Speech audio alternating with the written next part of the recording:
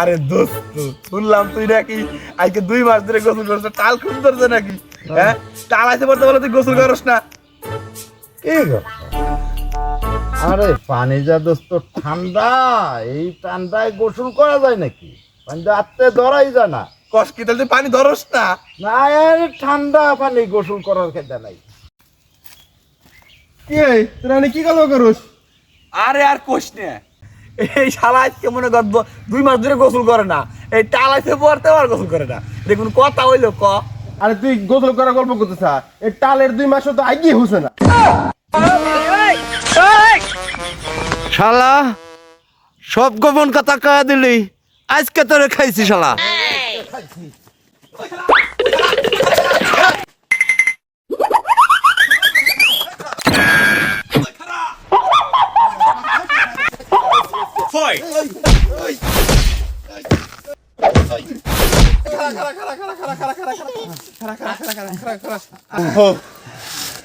ওই দেখ কি রাখতেছে, ওই দেখ ওর কি হয়েছে, দেখ দিয়ে ওর কি হয়েছে।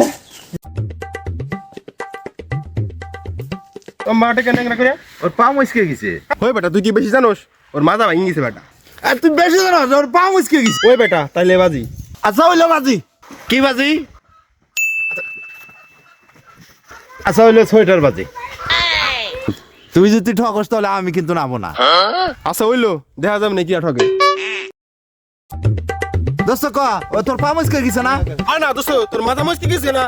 আরে তুই বেশি জানোস, পা মুচকে আরে গেছে। আমি কই, আরে বেটা আমি কই মাজা মস্তি গেছে।